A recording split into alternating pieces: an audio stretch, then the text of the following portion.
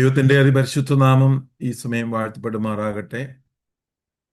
കർത്താവിൻ്റെ ശ്രേഷ്ഠദാസൻ കുടുംബം, ഇവിടെ ആയിരിക്കുന്ന മറ്റുള്ള എല്ലാ ദൈവദാസന്മാരെയും കുടുംബങ്ങളെയും, രാജ്യത്തിൻ്റെ വിവിധ ഭാഗങ്ങൾ ചോദിച്ചിരിക്കുന്ന നമ്മുടെ എല്ലാ പ്രിയപ്പെട്ട ബഹുമാന്യ ദൈവദാസന്മാരെയും ഒരിക്കൽ കൂടെ കർത്താവായ യേശു ക്രിസ്തുവിൻ്റെ നാമത്തിലുള്ള നിസ്തുല സ്നേഹവന്ദനത്തെ ഈ സമയം അറിയിക്കുന്നു. നമുക്ക് പ്രകാരം ഒരുമിച്ച് ഈ പ്ലാറ്റ്ഫോമിൽ കൂടി വരുവാൻ കർത്താവ് ഇടയാക്കിയതിനായി ദൈവത്തിന് സ്തോത്രം ചെയ്യുന്നു. റോമാലേഖനം 6-ാം അധ്യായമാണ് കഴിഞ്ഞ ആഴ്ച നമ്മൾ പഠിച്ച് നിർത്തിയത്. 6-ാം അധ്യായത്തിൽ നമ്മൾ 2 ഭാഗങ്ങളിൽ ചിന്തിച്ചു. പാപത്തിൻ്റെ ശക്തിയിൽ നിന്ന് എങ്ങനെയാണ് നമ്മൾ സ്വാതന്ത്ര്യം ലഭിച്ചത്, നമ്മൾ എങ്ങനെയാണ്, ആർക്ക് വേണ്ടിയിട്ടാണ് നമ്മൾ ദാസന്മാരായി ജീവിക്കേണ്ടത്. 2 ഭാഗങ്ങളാണ് കഴിഞ്ഞ ആഴ്ചയിൽ 6-ാം അധ്യായത്തിൽ നമ്മൾ പഠിച്ചത്. തുടർന്ന് ഇന്ന് രാത്രിയിൽ നമ്മൾ 7-ാം അധ്യായത്തിലോട്ട് വരുമ്പോൾ ഒരു കാര്യം എൻ്റെ ഉള്ളിൽ ആദ്യമായിട്ട് ഞാൻ പറയുവാൻ ആഗ്രഹിക്കുന്ന ഒരു കാര്യം, നമ്മളെല്ലാവരും പ്രസംഗിക്കുമ്പോൾ പലപ്പോഴും പറയാറുണ്ട്, വിശുദ്ധ ജീവൻ നയിക്കണം, വിശുദ്ധ ജീവൻ നയിക്കണം, അല്ലെങ്കിൽ വേർപെട്ട് ജീവിക്കണം എന്നൊക്കെ നമ്മൾ പ്രസംഗത്തിൽ പലപ്പോഴും പറയാറുണ്ടെങ്കിലും എങ്ങനെയാണ് ഒരു ഹോളി ലൈഫ് നയിക്കേണ്ടത് എന്ന്, അതെങ്ങനെയാണ് നമ്മുടെ ജീവിതത്തിൽ പ്രാക്ടിക്കലി എങ്ങനെയാണ് അപ്ലൈ ചെയ്യേണ്ടതെന്ന് പലപ്പോഴും നമ്മൾ പറയാറില്ല. എന്നാൽ റോമാലേഖനം പഠിക്കുമ്പോഴാണ് ഒരു മനുഷ്യൻ എങ്ങനെയാണ് വിശുദ്ധ ജീവിതം നയിക്കുവാനായിട്ട് കഴിയുന്നതെന്ന് ഈ ലേഖനം നമ്മെ വളരെ വ്യക്തമായിട്ട് നമ്മെ ബോധ്യപ്പെടുത്തുന്നു.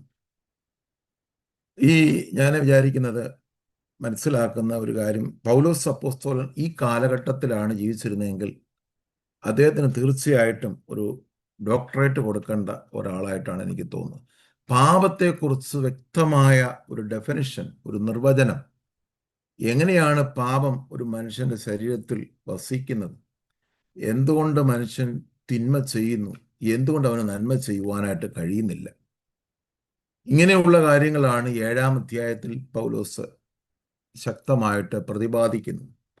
അദ്ദേഹത്തിന് ശരിക്കും ഇതിലൊരു ഡോക്ടറേറ്റ് എടുത്തൊരു വ്യക്തിയുടെ അതേ അനുഭവത്തിലാണ്, അതേ കാഴ്ചപ്പാടിലാണ് പൗലോസ് ഈ ഭാഗത്തിൽ കൂടെ നമ്മോട് സംസാരിക്കുന്നത്. 7-ാം അധ്യായത്തിൽ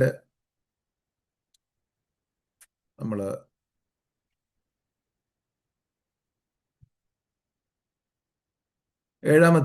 ഇന്ന് രാത്രിയിൽ അതിൻ്റെ 3 ഭാഗങ്ങളായിട്ടാണ് ചിന്തിപ്പാനായിട്ട് ആഗ്രഹിക്കുന്നത്. അതിൻ്റെ 7-ാം അധ്യായം 1 മുതൽ 6 വരെയുള്ള വാക്യങ്ങൾ ലോ ആൻഡ് സിൻ, ന്യായപ്രമാണവും പാപവും എന്നൊരു വിഷയമാണ്.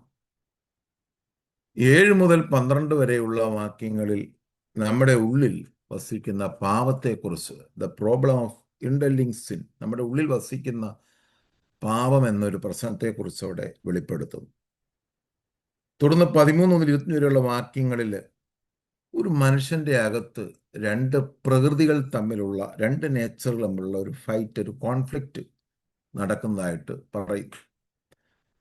അതിനെക്കുറിച്ചുള്ള ഒരു വിശദീകരണമാണ് 13 മുതൽ 25 വരെയുള്ള വാക്യങ്ങളിൽ പ്രതിപാദിക്കുന്നത്. ഇങ്ങനെ 3 ഭാഗങ്ങളായിട്ടാണ് ഇന്ന് രാത്രി ചിന്തിപ്പാൻ കർത്താവിൽ ശരണം പ്രാപിക്കുന്നു. 1 മുതൽ 6 വരെയുള്ള വാക്യങ്ങളിൽ നമ്മൾ പാപവും അതിൻ്റെ നിയമവും അല്ലെങ്കിൽ ലോ ആൻഡ് സിന്നെ കുറിച്ച് പൗലോസ് പറയും. 1 മുതൽ 4 വരെയുള്ള വാക്യങ്ങൾ ഞാനൊന്നുകൂടെ വായിക്കുകയാണ്. സഹോദരന്മാരെ, ന്യായപ്രമാണം അറിയുന്നവരോടല്ലോ ഞാൻ സംസാരിക്കുന്നത്. മനുഷ്യൻ ജീവനോടിരിക്കും കാലത്തൊക്കെയും ന്യായപ്രമാണത്തിന് അവൻ്റെ മേൽ അധികാരമുണ്ട് എന്ന് നിങ്ങൾ അറിയുന്നില്ലേ? ഭർത്താവുള്ള സ്ത്രീ ജീവിച്ചിരിക്കുന്ന ഭർത്താവിനോട് ന്യായപ്രമാണത്താൽ ബന്ധിക്കപ്പെട്ടിരിക്കുന്നു. ഭർത്താവ് മരിച്ചാൽ അവൾ ഭർതൃ ന്യായപ്രമാണത്തിൽ നിന്ന് ഒഴിവുള്ളവളായി. ഭർത്താവ് ജീവിച്ചിരിക്കുമ്പോൾ അവൾ വേറെ പുരുഷനായാൽ വ്യഭിചാരിണി എന്ന് പേര് വരും. ഭർത്താവ് മരിച്ചു എങ്കിലോ അവൾ വേറെ പുരുഷനായാൽ വ്യഭിചാരിണി എന്ന് വരാത്തവണ്ണം ന്യായപ്രമാണത്തിൽ നിന്ന് സ്വതന്ത്രയാകും. അതുകൊണ്ട് സഹോദരന്മാരെ, നാം ദൈവത്തിന് ഫലം കായ്ക്കുമാറ് മരിച്ചിട്ട് ഉയർത്തെഴുന്നേറ്റവനായ വേറൊരുവനാകേണ്ടതിന് നിങ്ങളും ക്രിസ്തുവിൻ്റെ ശരീരം മുഖാന്തരം ന്യായപ്രമാണ സംബന്ധമായി മരിച്ചിരിക്കുന്നു. ഇവിടെ അപ്പോസ്തലനായ പൗലോസ് യഹൂദനെയും ന്യായപ്രമാണത്തെയും തമ്മിൽ ബന്ധിപ്പിക്കുന്നത് ഭാര്യ ഭർത്തൃബന്ധം പോലെയാണ്. ഇവിടെ അതിൻ്റെ 1-ാം വാക്യത്തിൽ പറയുന്നു, ന്യായപ്രമാണം അറിയുന്നവരോടല്ലോ സംസാരിക്കുക എന്ന് പറയുമ്പോൾ തീർച്ചയായും യഹൂദനെ കുറിച്ചാണ് പറയുന്നത്. യഹൂദനാണ് ന്യായപ്രമാണം വ്യക്തമായിട്ട് അറിയുന്നത്. മറ്റ് പുറജാതിക്കാർക്ക് ന്യായപ്രമാണം അവർക്ക് ലഭിച്ചിട്ടില്ല. അവർക്ക് ന്യായപ്രമാണത്തെക്കുറിച്ച് വ്യക്തമായ ധാരണയില്ല. ഇപ്പം ന്യായപ്രമാണത്തെക്കുറിച്ച് വ്യക്തമായ ധാരണ ഉള്ളത് യഹൂദനാണ്. യഹൂദനോടാണ് പൗലോസ് സംസാരിക്കുന്നത്. റോമിൽ യഹൂദ മതത്തിൽ നിന്ന് ഒരുപാട് പേര് ക്രിസ്ത്യാനികളായിട്ടുണ്ട്. ജാതികളിൽ നിന്നും ക്രിസ്ത്യാനികളായവരും ഉണ്ട്. എന്നാൽ മെജോറിറ്റി യഹൂദ ക്രിസ്ത്യാനികളാണ്. അപ്പൊ ഈ യഹൂദന്മാരോട് പറയുന്ന ഒരു പ്രത്യേക കാര്യം, ന്യായപ്രമാണം അറിയുന്നവരാണ് നിങ്ങൾ.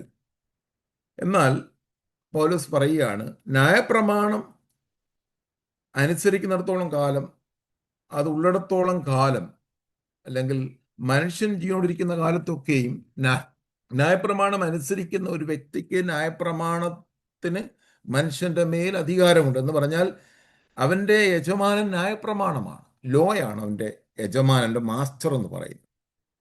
ഇനി യഹൂദൻ ഒരു ഭാര്യയായിട്ടും ന്യായപ്രമാണം ഒരു ഭർത്താവുമായിട്ട് ബന്ധിച്ചുകൊണ്ട് പൗലോസ് ഇവിടെ ചില കാര്യങ്ങൾ വളരെ സിമ്പിളായിട്ട് നമുക്ക് മനസ്സിലാക്കാൻ വേണ്ടി പറയുകയാണ്. ഭാര്യ ഭർത്തൃബന്ധം നമുക്കറിയാം. ഒരു കുടുംബത്തിൽ ഒരു ഭർത്താവ് കഠിനമായ നിയമങ്ങൾ കൊണ്ടുവന്ന് ഭാര്യയെ അനുസരിപ്പിക്കുവാൻ ശ്രമിക്കുന്നു എന്ന് വിചാരിക്കുക. എന്തായിരിക്കും ഫലം? ഇപ്പം നമ്മൾ ചില ഭർത്താക്കന്മാരുണ്ട്, ഭയങ്കര സ്ട്രിക്റ്റ് ആണ്. ചില ഭാര്യമാരെ അടിമകളെ പോലെയാണ് കാണുന്നത്. എല്ലാവരും ഉണ്ടെന്ന് ഞാൻ പറയുന്നില്ല. മിക്കവാറും ഉള്ള ഇടത്തൊക്കെ, ചിലയിടത്തൊക്കെ ഭാര്യ എനിക്ക് അടിമയാണ് എന്നൊന്ന് ഒരു ധാരണയുള്ള ഒരു ഭർത്താവാണെങ്കിൽ അദ്ദേഹം ചില നിയമങ്ങൾ കൊണ്ടുവരും. ഇന്ന ഫുഡ് ഇങ്ങനെ ആയിരിക്കണം, ഇത്ര ഉപ്പിങ്ങനെ ആയിരിക്കണം, എൻ്റെ ടേസ്റ്റ് മധുരം എങ്ങനെ ആയിരിക്കും, അങ്ങനെ ഞാനൊരു ഉദാഹരണം പറയാം.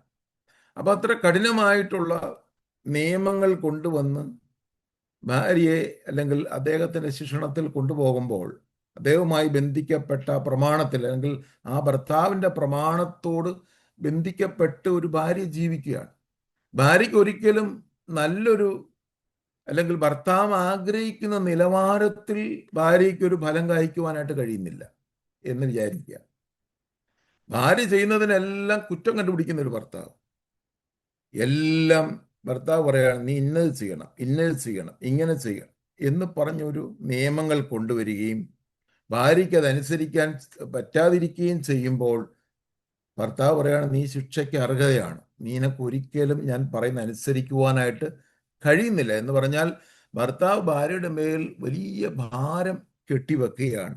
ഒരു വിധത്തിലും ആ ഭാര്യയ്ക്ക് ചെയ്യുവാൻ കഴിയാത്ത തരത്തിലുള്ള ഒത്തിരി ഭാരം ഈ ഭർത്താവ് അടിച്ചേൽപ്പിക്കുന്ന ഒരവസ്ഥയിൽ ആ ഭാര്യയ്ക്ക് മുമ്പോട്ട് ജീവിക്കുവാൻ കഴിയാത്ത ഒരവസ്ഥയിൽ എത്തിച്ചേരുമ്പോൾ അവിടെ ഒരു സുപ്രഭാതത്തിൽ ആ ഭർത്താവ് മരിക്കുകയാണ്. ആ ഭർത്താവ് മരിക്കുമ്പോൾ ആ ഭർത്താവിൻ്റെ പ്രമാണത്തിൽ നിന്ന് ഭാര്യ ഫ്രീ ആയിരിക്കും. അപ്പോൾ കർത്താവിൻ്റെ കൽപ്പന അനുസരിച്ചാണെങ്കിൽ ഭാര്യയോ ഭർത്താവോ ജീവിച്ചിരിക്കുമ്പോൾ മറ്റൊരു വിവാഹബന്ധം കഴിക്കുവാൻ സാധ്യമല്ല. ഭാര്യ മരിച്ചാലേ ഭർത്താവിന് വേറൊരാളെ വിവാഹം കഴിക്കാൻ പറ്റത്തുള്ളൂ. ഭാര്യയ്ക്കും ഭർത്താവ് മരിച്ചാലേ മറ്റൊരാളെ വിവാഹം കഴിക്കാൻ പറ്റത്തുള്ളൂ. ആ നിയമം ഒന്നുണ്ട്. അതാണ് കർത്താവ് നമ്മോട് പറയുന്നത്. അങ്ങനെ ജീവിച്ചിരിക്കുമ്പോൾ മറ്റൊരാളെ വിവാഹം കഴിച്ചാൽ അവർ വ്യഭിചാരിണി എന്ന് പേർ വരും എന്നാണ് കർത്താവ് അങ്ങനെയാണ് പറയുന്നത്. അതുകൊണ്ട് ആ വ്യക്തി ഭർത്താവ് മരിച്ച ശേഷം മാത്രമേ ഭാര്യയ്ക്ക് വേറൊരു പുരുഷനെ വിവാഹം കഴിക്കുവാനായിട്ട് അനുവാദമുള്ളൂ. അവർ ജീവിച്ചിരിക്കുമ്പോൾ മറ്റൊരു വ്യക്തി വിവാഹം കഴിച്ചാൽ അവൾ വ്യഭിചാരിണി എന്ന് പേർ വരുവാൻ ഇടയായിത്തീരും. ഇങ്ങനെ ഒരു ഉദാഹരണം എടുത്തിട്ട് പറയുന്നതാണ് ന്യായപ്രമാണം എന്ന അല്ലെങ്കിൽ ഭർത്താവ്, യഹൂദൻ എന്ന് പറയുന്ന ഭാര്യയെ ഇവിടെ പൗലോസ് കണക്ട് ചെയ്തു. യഹൂദനും ന്യായപ്രമാണവും തമ്മിലുള്ള ബന്ധം, ന്യായപ്രമാണത്തിലെ നിയമങ്ങൾ കൊണ്ട് യഹൂദനെ, അല്ലെങ്കിൽ അവനെ ഒരിക്കലും ആ ഒരു ഒരു ഒരു നന്മ ഉളവാക്കുവാൻ ഒരിക്കലും ആ നിയമത്തിന് കഴിയുന്നില്ല. ആ ഒരു അവസ്ഥയിൽ ന്യായപ്രമാണം ഒരു യഹൂദനെ സംബന്ധിച്ചിടത്തോളം അത് വലിയൊരു ഭാരമാണ്. അവനത് കഠിനമാണ്. ആ നിയമങ്ങൾ അനുസരിക്കാതെ ശിക്ഷ കൂട്ടി കൂട്ടി വെക്കുന്നു. അവൻ ഒരു വിധത്തിലും രക്ഷയില്ല. അതിൻ്റെ ഫലം മരണത്തിലേക്ക് നയിക്കുന്നു. അതാണ് ഈ ഭാഗങ്ങൾ എക്സ്പ്ലെയിൻ ചെയ്യുന്നത്. ഞാൻ നമ്മളെ മത്തായിയുടെ സുവിശേഷം 11 അധ്യായം 28 മുതൽ 30 വരെയുള്ള ഭാഗങ്ങൾ നമ്മൾ വായിക്കുമ്പോൾ, സ്തോത്രം, അവിടെ കർത്താവ് പറയുന്ന ഒരു കാര്യമുണ്ട്. 28ാമത്തെ വാക്യത്തിൽ കർത്താവ് പറയുന്നത് ഇങ്ങനെയാണ്: അധ്വാനിക്കുന്നവരും ഭാരം ചുമക്കുന്നവരുമായുള്ളവരെ എല്ലാവരും എൻ്റെ അടുക്കൽ വരുവിൻ, ഞാൻ നിങ്ങളെ ആശ്വസിപ്പിക്കും. ഇപ്പം ഇവിടെ അധ്വാനിക്കുക, ഭാരം ചുമക്കുക എന്ന് പറയുന്നത് ന്യായപ്രമാണ സംബന്ധമായ കാര്യങ്ങളാണ്. ലോയുടെ ഭാരം, നിയമത്തിൻ്റെ ഭാരം. ഒരു മനുഷ്യനും ആ നിയമം അനുസരിക്കുവാൻ കഴിയാതെ അവൻ്റെ ജീവിതത്തിൽ ന്യായപ്രമാണത്തിൻ്റെ ഭാരങ്ങൾ ഏറ്റുകൊണ്ട് ഒരു കാലത്തും അവൻ്റെ ജഡം ന്യായപ്രമാണത്തിൻ്റെ ഒരു പ്രവൃത്തിയും ചെയ്യുവാൻ കഴിയാതെ അത് അവന് ഭാരമായി തീർന്നിരിക്കുന്ന അവസ്ഥയിൽ കാലസമ്പൂർണയിൽ സ്ത്രീയുടെ സന്തതിയായി ജനിച്ച കർത്താവ് പറയുകയാണ്, അധ്വാനിക്കുന്നവര്, ന്യായപ്രമാണത്തിൽ അധ്വാനിക്കുന്നവരെ, അതിൻ്റെ ഭാരം ചുമക്കുന്നവരായുള്ളവരെ, നിങ്ങളെ എൻ്റെ അടുക്ക് വരും. ഇതൊക്കെ എടുത്തിട്ടാണ് കാറൽ മാർക്സ് കർത്താവ് തൊഴിലാളികളുടെ നേതാവാണെന്നൊക്കെ പറഞ്ഞ് പുതിയൊരു തിയറിയൊക്കെ കൊണ്ടുവന്ന് കർത്താവിനെ കമ്മ്യൂണിസ്റ്റിൻ്റെ വലിയ ആളാക്കി അങ്ങനെ ഒരു വ്യാഖ്യാനമൊക്കെ കൊണ്ടുവന്നിട്ടുണ്ട്. എന്നാൽ ഇതുമായിട്ട് യാതൊരു ബന്ധവുമില്ല. ഈ തൊഴിലാളി പ്രസ്ഥാനത്തിൻ്റെ നേതാവൊന്നുമല്ല കർത്താവ്. നമ്മുടെ കർത്താവ്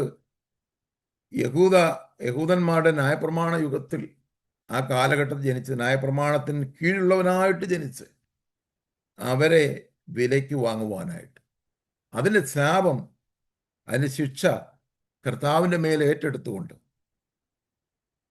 അതുകൊണ്ട് കർത്താവ് പറഞ്ഞു, നിങ്ങൾ എൻ്റെ അടുക്കൽ വരുവിൻ. അടുത്ത വാക്യത്തിൽ പറയുന്നു, ഞാൻ സൗമ്യതയും താഴ്മയും ഉള്ളവനാകയാൽ എൻ്റെ മുഖം ഏറ്റുകൊണ്ട് എന്നോട് പഠിക്കുവിൻ.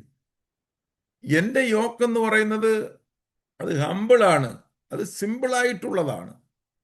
അത് ഏറ്റുകൊണ്ട് എന്നോട് പഠിക്കുവിൻ, എൻ്റെ കൽപ്പനകളെ നിങ്ങൾ അനുസരിപ്പിക്കും. അത് അങ്ങനെ പഠിച്ചാൽ നിങ്ങളുടെ ആത്മാക്കൾക്ക് ആശ്വാസം കണ്ടെത്തും. പറഞ്ഞാൽ നിങ്ങളുടെ ആത്മാക്കൾക്ക് ഒരു നിത്യജീവൻ കണ്ടെത്തുവാനായിട്ട് കഴിയും.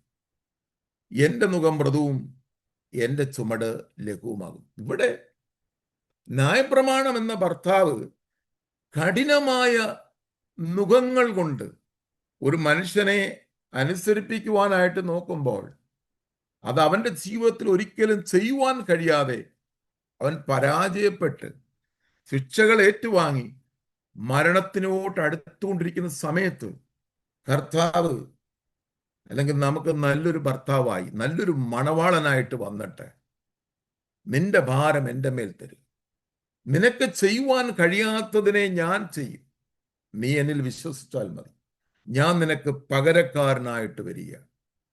അപ്പോൾ എന്നിൽ വിശ്വസിക്കുന്നതിൽ കൂടെ കർത്താവ് പറയുന്നുണ്ടോ, എന്നിൽ വിശ്വസിക്കുന്ന ഉള്ളിൽ ജീവജല നദികൾ ഒഴുകും എന്ന് പറഞ്ഞാൽ പരിശുദ്ധാത്മാവെ, തന്നിൽ വിശ്വസിക്കാൻ ഇരിക്കുന്നവർക്ക് പരിശുദ്ധാത്മാവിനെ, കർത്താവിനെ രക്ഷകൻ നാഥനും അംഗീകരിച്ച് സാക്ഷീകരിക്കുന്ന ഒരു വ്യക്തിക്ക് പരിശുദ്ധാത്മാവ് ദാനം ലഭിക്കുമെന്ന് പത്രോസ് തന്റെ പ്രസംഗത്തിൽ പറയുന്നു. അങ്ങനെ പരിശുദ്ധാത്മാവ് ഉള്ളിൽ വസിക്കുമ്പോഴാണ് ഈ കൽപ്പനകളൊക്കെ വളരെ സിമ്പിളായിട്ട് നമുക്ക് ചെയ്യുവാൻ കഴിയുന്നത്.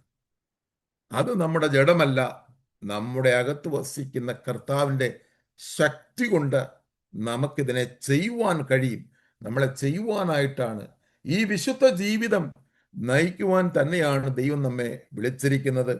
അത് നമുക്ക് പകരക്കാരനായിട്ട് കർത്താവ് നമ്മുടെ ഉള്ളിൽ വസിക്കുന്നത് കൊണ്ട് നമുക്ക് ഈ പാപത്തെയും ലോകത്തെയും പിശാചിനെയൊക്കെ ജയിക്കുവാൻ കഴിയും. ഇതാണ് ഇതിൻ്റെ ഒരു രത്നച്ചുരുക്കം എന്ന് പറയുന്നത്. ഇതിനെ കുറച്ചുകൂടെ വിവരണമായിട്ട് പൗലോസ് നമ്മളോട് പഠിപ്പിക്കുകയാണ്.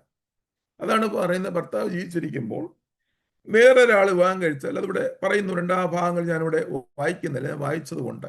അപ്പോൾ 4ാമത്തെ വാക്യത്തിൽ പറഞ്ഞു, അതുകൊണ്ട് സഹോദരന്മാരെ, നാം ദൈവത്തിന് ബലം കായ്ക്കുമാറ് മരിച്ചിട്ട് ഉയർത്തെഴുന്നേറ്റവനായ വേറെ ഒരുവനാകേണ്ടതിന് നിങ്ങളും ക്രിസ്തുവിന്റെ ശരീരം മുഖാന്തരം ന്യായപ്രമാണ സംബന്ധമായി മരിച്ചിരിക്കുന്നു. അപ്പൊ അവിടെ പറയുകയാണ്, ന്യായപ്രമാണം നമ്മുടെ മുമ്പിൽ ന്യായപ്രമാണം മരിച്ചു എന്നല്ല കർത്താവ് പറഞ്ഞ, ന്യായപ്രമാണത്തിന്റെ ന്യായപ്രമാണം ഞാൻ നീക്കിക്കളയാനല്ല വന്നേ, ഞാൻ നിവർത്തിക്കാനാണ് വന്നേ. കർത്താവാണ് ന്യായപ്രമാണം ഫുൾഫിൽ ചെയ്തത് നമുക്ക് വേണ്ടി. നമ്മുടെ പകരക്കാരനായിട്ട് കർത്താവാണ് ന്യായപ്രമാണം ഫുൾഫിൽ ചെയ്തു. നമ്മൾ ഫെയ്ത്തിൽ, നമ്മൾ വിശ്വാസത്തിൽ കൂടെയാണ് ന്യായപ്രമാണത്തിന്റെ പ്രവൃത്തികൾ നമ്മുടെ ജീവിതത്തിൽ നിറവേറപ്പെടുന്നത്. കർത്താവായ യേശു ക്രിസ്തുവിന്റെ വിശ്വാസത്താൽ നമുക്ക് ലഭിക്കുന്ന നീതീകരണം മൂലമാണ് നമ്മളിതിനെ ഓവർകം ചെയ്തിരിക്കുന്നുള്ള ഒരു കാര്യം കൂടെ നമ്മൾ മനസ്സിലാക്കാം. നമ്മുടെ പ്രായോഗിക ജീവിതത്തിൽ ഇത് നമ്മൾ എപ്പോഴും ഏറ്റെടുക്കുകയും വിശ്വസിക്കുകയും ചെയ്യേണ്ടതായിരിക്കുന്നു. സ്തോത്രം.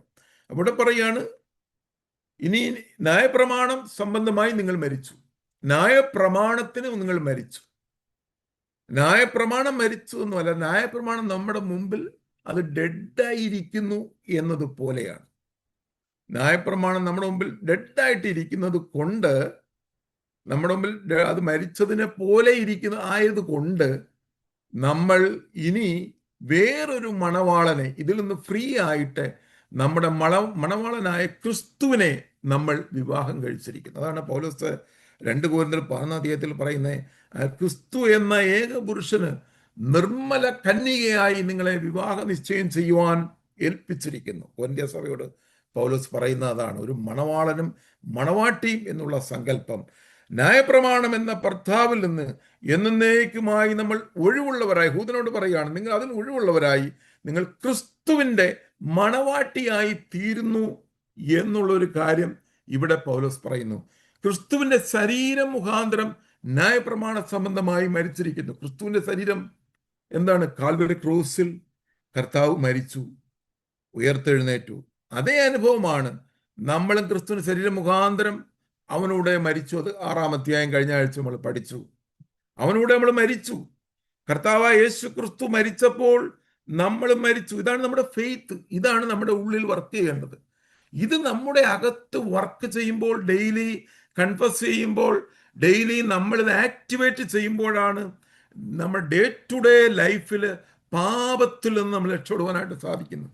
ഇത് ഒരു ദിവസം കൊണ്ട് ചെയ്യുന്നതല്ല, നമ്മുടെ മരണം വരെ നമ്മൾ ചെയ്യേണ്ട ഒരു പ്രോസസ്സാണ്. അതാണ് ഞാൻ നേരത്തെ പറഞ്ഞ്, ഒരു വ്യക്തിക്ക് എങ്ങനെ വിശുദ്ധ ജീവിതം നയിക്കണമെന്ന് പ്രസംഗിച്ചാൽ പോരാ, എങ്ങനെ അതിൻ്റെ ആപ്ലിക്കേഷൻ എന്താണെന്ന് പലയിടത്തും പഠിപ്പിക്കുന്നില്ല എന്നുള്ള ഒരു യാഥാർത്ഥ്യമാണ്. നമ്മുടെ സഭകളിൽ, ഞാൻ ഇവിടുത്തെ കാര്യമല്ല പറയുന്നത്, നമ്മുടെ പല നാട്ടിലുള്ള പല ചർച്ചുകളിലും ബൈബിൾ സ്റ്റഡി പോലും ഇല്ല.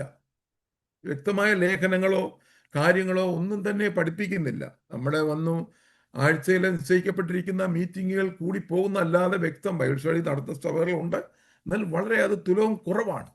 അങ്ങനെ ഒരു വ്യക്തമായ ഒരു ബേസിക് ആയിട്ടുള്ള ക്രിസ്തീയ അടിസ്ഥാനം ഇല്ലാതെയാണ് പല സഭകളും വളർന്നുകൊണ്ടിരിക്കുന്നത്. വളരുകയല്ല, പല സഭകളും ഇങ്ങനെ മുമ്പോട്ട് പോകുന്നതായിട്ട് നമുക്ക് കാണുവാനായിട്ട് കഴിയും. നടുവിൽ നമ്മൾ ഇന്ന് ഈ രാത്രിയിൽ 10-20 പേർക്കടുത്ത ഡിവൈസുകൾ ഇതിനകത്ത് കാണുന്നു. ബൈബിൾ സ്റ്റഡിക്കൊക്കെ സാധാരണ വളരെ കുറവാണ് ആൾക്കാർ. എന്നാൽ ഇത്രയും പേര് നമ്മുടെ ഈ ബൈബിൾ സ്റ്റഡിക്ക് ഉള്ളതിനെ ഓർത്ത് ഞാൻ കർത്താവിന് നന്ദി നിറഞ്ഞ ഹൃദയത്തോടെ സ്തോത്രം ചെയ്യുന്നു. ഞാൻ വന്നവരെ എല്ലാം ഓർത്ത് കർത്താവിന് പിന്നെയും പിന്നെയും സ്തോത്രം ചെയ്യുന്നു. അപ്പൊ ഇത്രത്തോളം ബൈബിൾ പഠിക്കുവാനായിട്ട് ആ ഒരു താല്പര്യമുള്ളതിനെ ഓർത്ത് ഞാൻ ദൈവത്തിന് ഒരിക്കൽ കൂടെ സ്തോത്രം ചെയ്യുന്നു.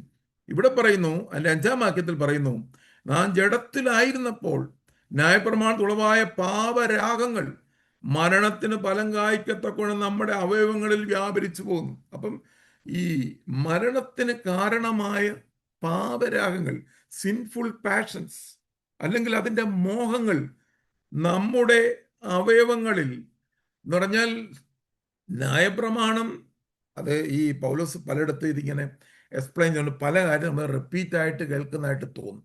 നമ്മൾ പിന്നെയും പിന്നെയും പല ഭാഗത്തും ഇങ്ങനെ ആവർത്തിച്ച് തന്നെ പൗലോസ് ഈ കാര്യങ്ങൾ പറയുന്നതായിട്ട് നമ്മൾ ഈ പല വാക്യങ്ങൾ വായിക്കുമ്പോൾ കാണും.